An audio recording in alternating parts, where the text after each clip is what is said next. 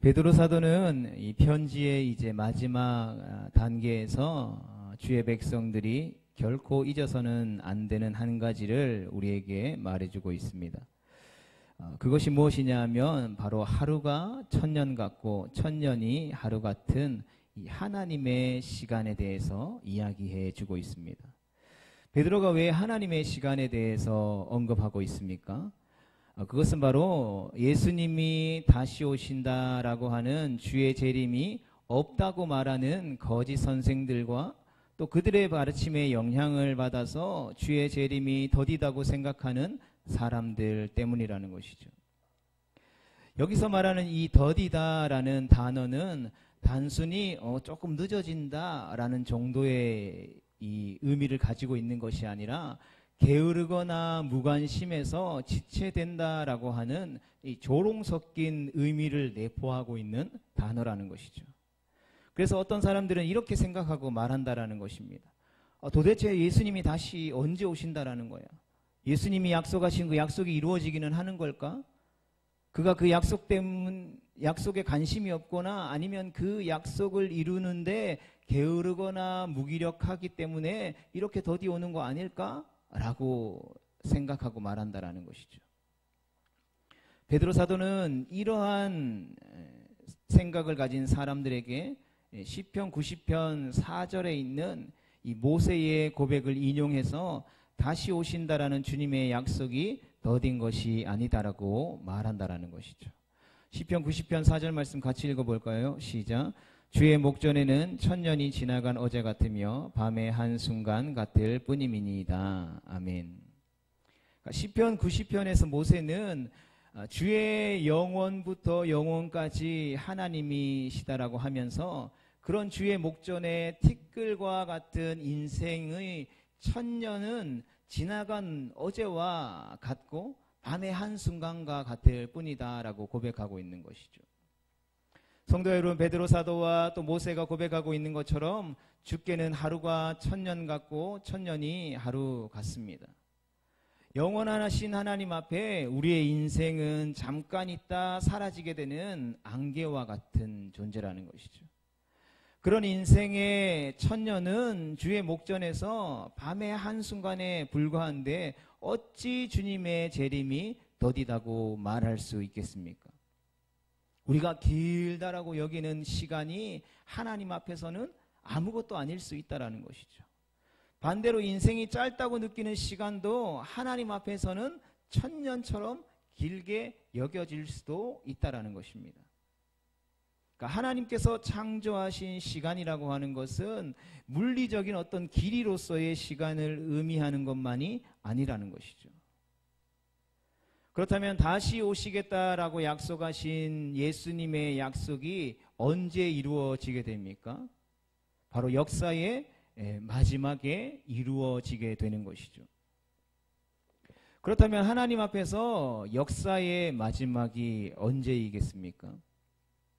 단순히 어떤 정해 놓은 시간이 어떤 시간의 마지막 지점에 도달하는 순간을 의미하는 것이 아니라는 것이죠.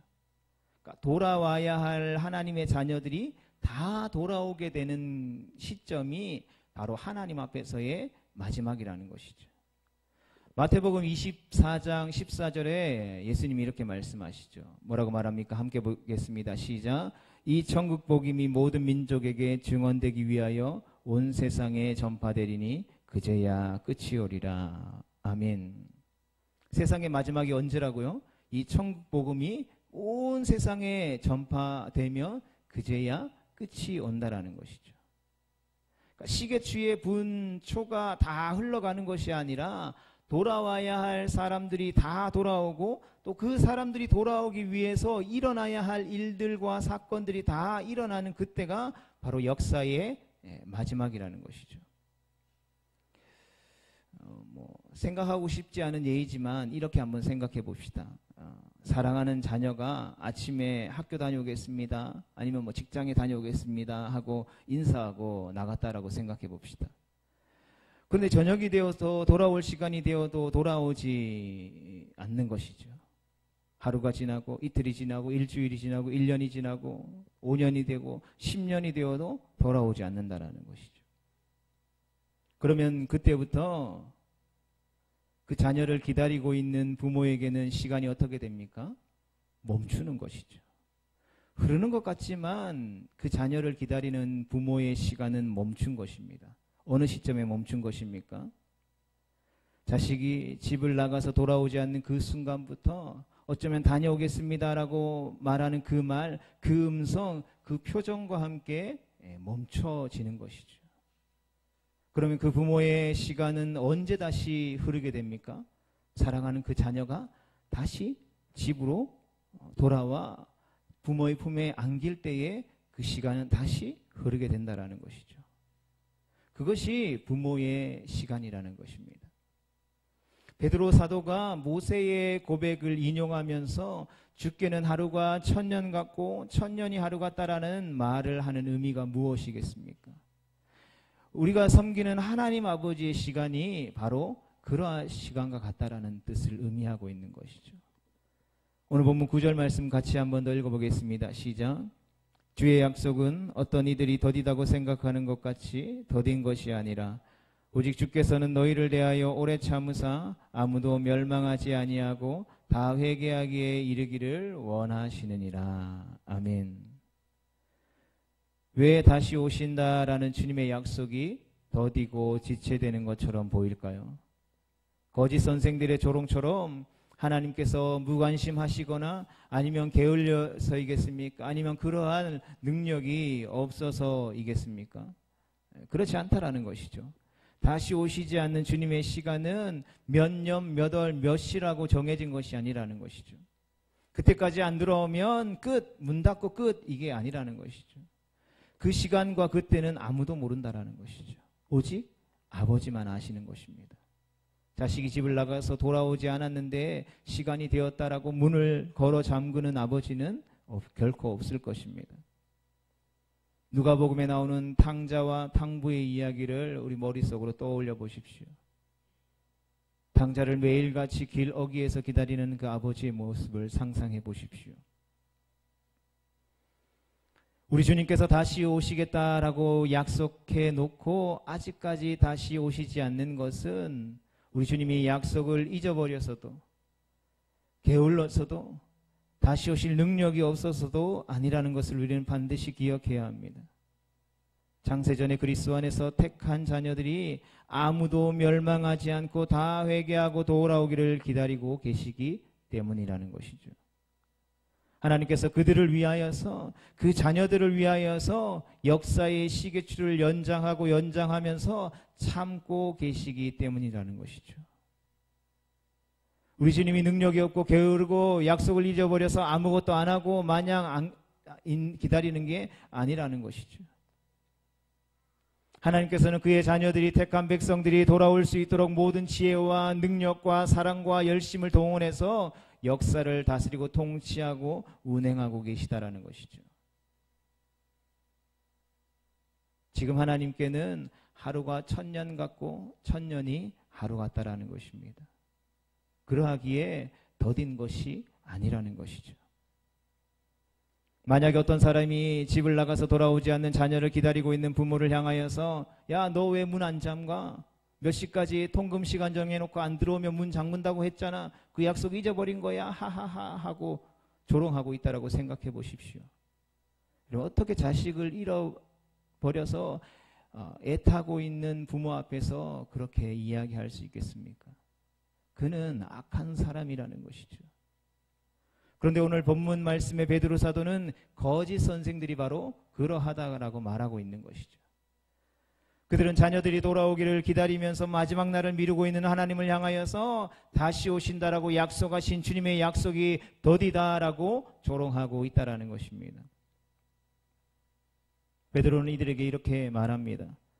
주님께서 아직 오시지 않는 것은 너희의 조롱처럼 게으르거나 약속을 잊었거나 다시 오실 능력이 없어서가 아니라 그런 너희들도 회개하고 돌아오기를 기다리고 계시기 때문이라는 것이죠. 성도 여러분, 아버지의 품을 떠나서 방황하고 있는 자녀를 기다리는 하나님의 시간은 하루가 천년 같을 것입니다. 주님은 천년이라도 하루같이 기다리고 기다리실 것입니다. 오늘도 돌아와야 할 자녀가 돌아오기를 기다리신다라는 것이죠. 그 자녀가 돌아오기 위해서 일어나야 할 영적 사건이 일어나기를 기다리고 계시다라는 것이죠. 돌아와야 할 자녀가 돌아오고 또 일어나야 할 사건이 일어날 때에 그 하루는 하나님 앞에 천년의 의미를 지니게 되는 것입니다. 베드로 사도가 이야기하고 있는 하나님의 시간이 바로 그와 같다라는 것이죠.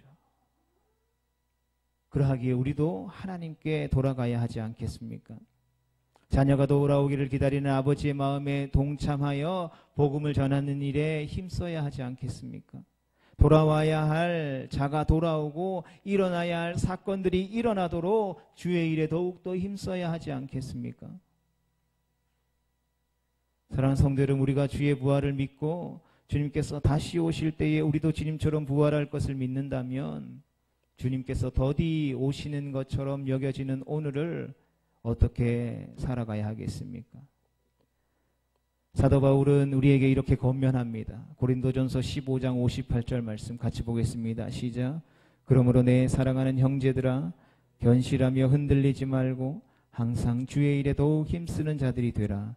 이는 너희 수고가 주 안에서 헛되지 않은 줄을 알미라. 아멘.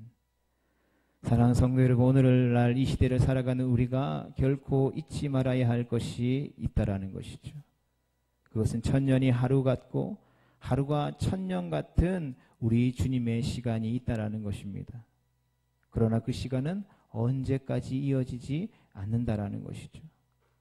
창세전에 그리스도 안에서 택하신 자들이 다 돌아와 하나님 아버지의 품에 안기는 그날 주님은 도둑같이 오시고 마침내 지금 우리가 살아가고 있는 이 세상은 끝이 나게 될 것입니다.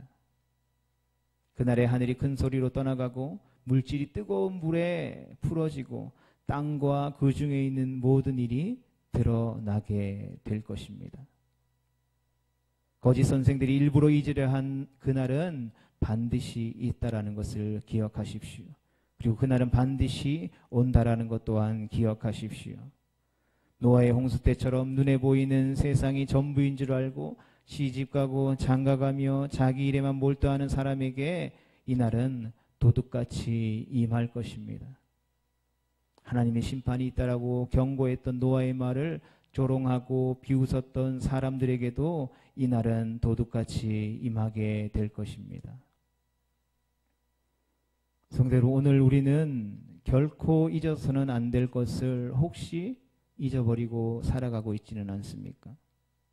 지금 주 앞에서 천년이 하루 같고 또 하루가 천년 같은 시간이 흐르고 있지만 그 모든 시간이 멈춰지고 세상이 불로타서 새 하늘과 새 땅으로 새로워질 날이 오게 될 것입니다.